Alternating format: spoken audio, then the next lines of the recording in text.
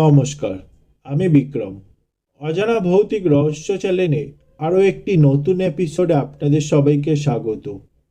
আজ আমি আপনাদের সাথে একটি সত্য ভৌতিক ঘটনা শেয়ার করব। গল্পটা আমার এক সাবস্ক্রাইবার আমাকে লিখে পাঠিয়েছেন।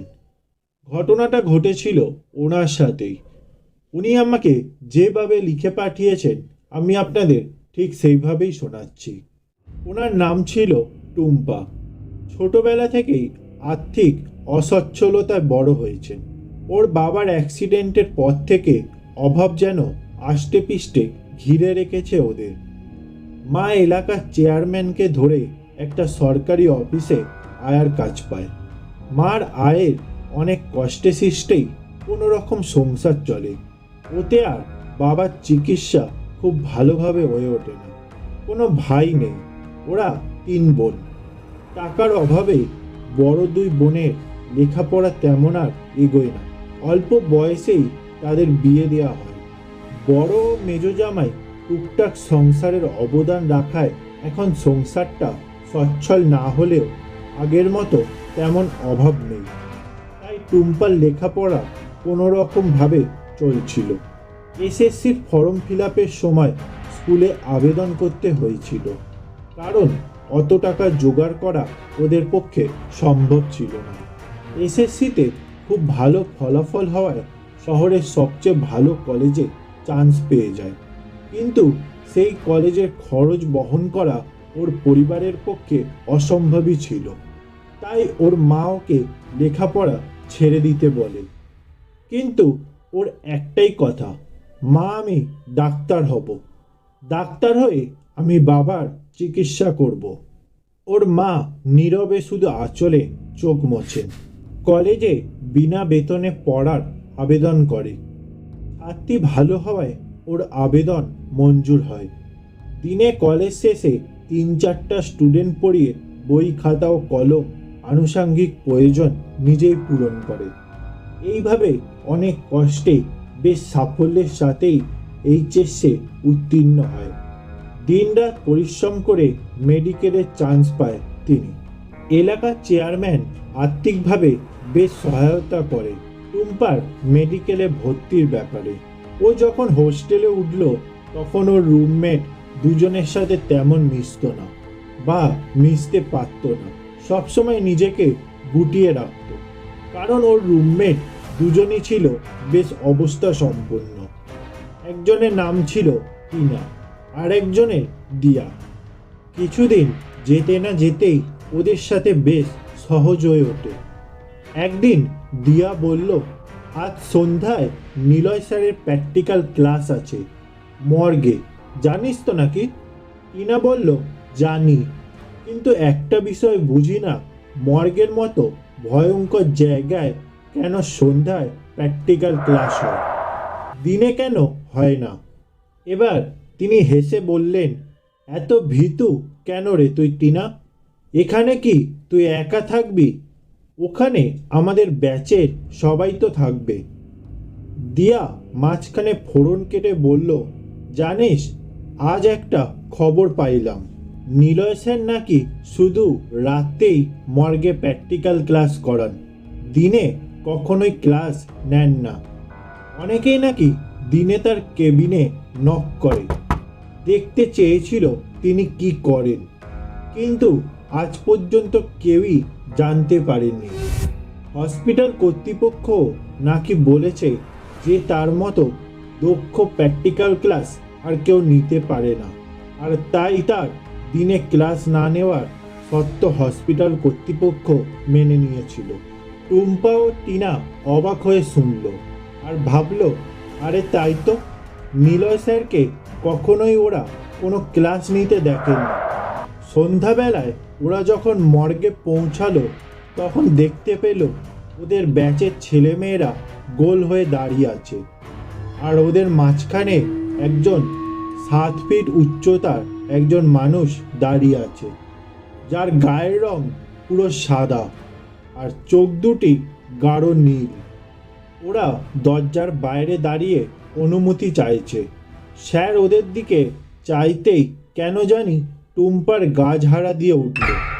মনে হলো কোনো নিষ্প্রাণ প্রাণী মানুষের চোখ থেকে দেখছে। নিলয় স্যার ইশারায় অনুমতি দেওয়ায় টিনা আর দিয়া ঢুকে গেল। কিন্তু টুম্পা কোনো এক অজানা ভয়ে পা বাড়াতে পারছে না।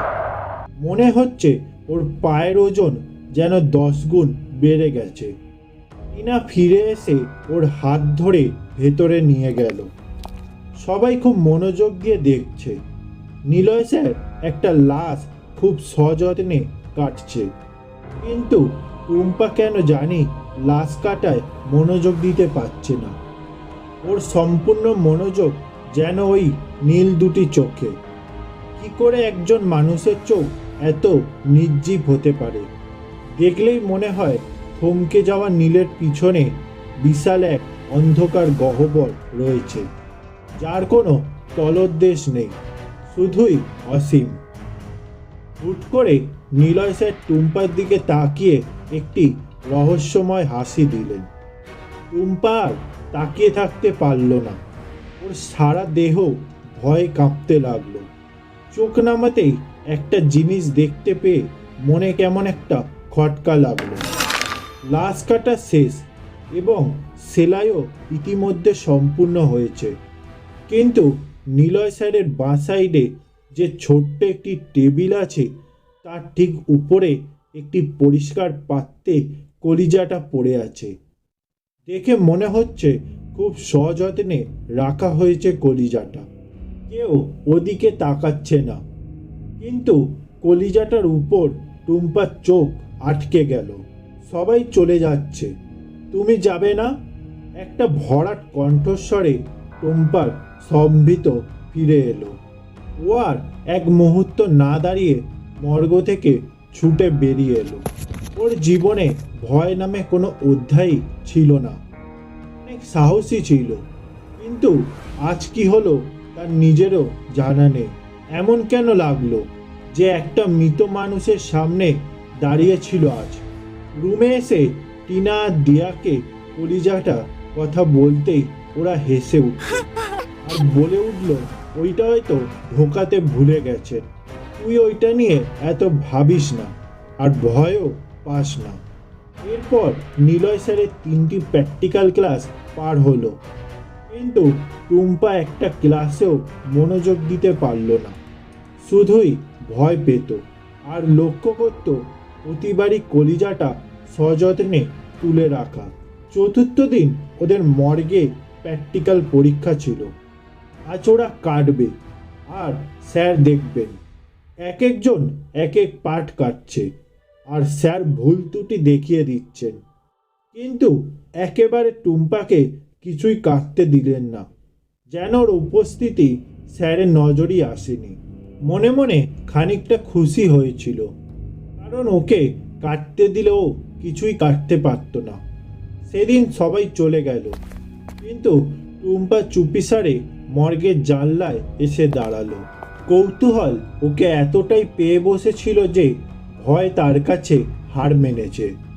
কিছুটা দ্বিধা নিয়ে উঁকি দিল, আর যা দেখলো তাতে ওর চোখ পুরো বিস্তারিত হয়ে গেল। দেখলো স্যার লাশের ডয়ারটা টেনে বের করলেন। তার ভিতরে দুটো হাত পুড়ে দিয়ে সেই কলিজা সহ পাত্রটা বের করলেন। তারপর খুব যত্ন সহকারে কচকচ করে কলিজাটা চিবিয়ে খেলেন।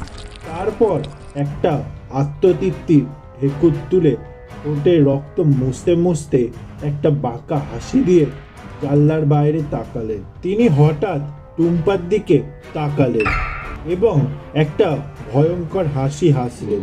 তার তাকানো দেখে টুম্পা সহ্য করতে পারল না, সঙ্গে সঙ্গে লুটিয়ে মাটিতে পড়ে গেল। যখন জ্ঞান ফিরল, নিজেকে হসপিটালের বেডে আবিষ্কার করল। ততক্ষণে সকাল হয়ে গেছে। সবার উৎসুক চেহারার মাঝে আরেকটি চেহারা দেখতে পেল। দেখেই ভয়ে ওর হাত পা জমে গেল। এই প্রথম নিলয় স্যারকে দিনের বেলায় দেখল, তবে ওর কেন জানি মনে হচ্ছে ও ছাড়া ওকে আর কেউই দেখতে পাচ্ছে না, আর তিনি তাকাতে পারল না।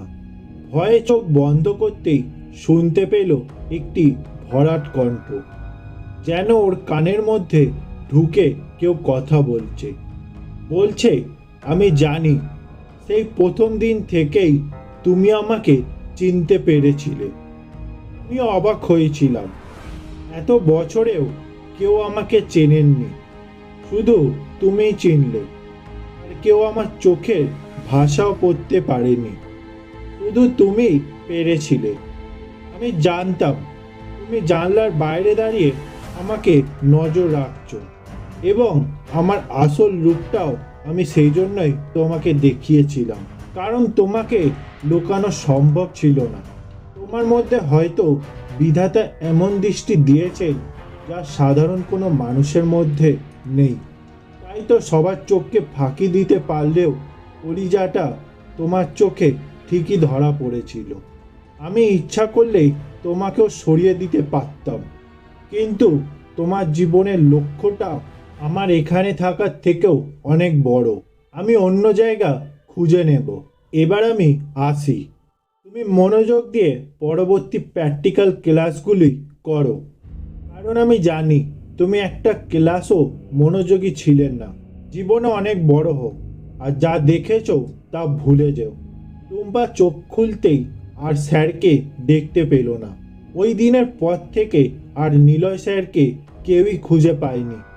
তবে সপ্তাহখানেক পর হসপিটাল কর্তৃপক্ষ একটা মাফিনামা পেল, যাতে লেখা ছিল, আমি নিলয় কোনো একটা কারণে না জানিয়ে যেতে বাধ্য হচ্ছি। আশা করি কর্তৃপক্ষ ক্ষমা করে দেবেন এবং আমার পদে অন্য কাউকে নিয়োগ করবেন। এই ছিল আজকের সত্য ভৌতিক ঘটনা। গল্পটা ভালো লেগে থাকলে লাইক, শেয়ার ও কমেন্ট করে দেবেন।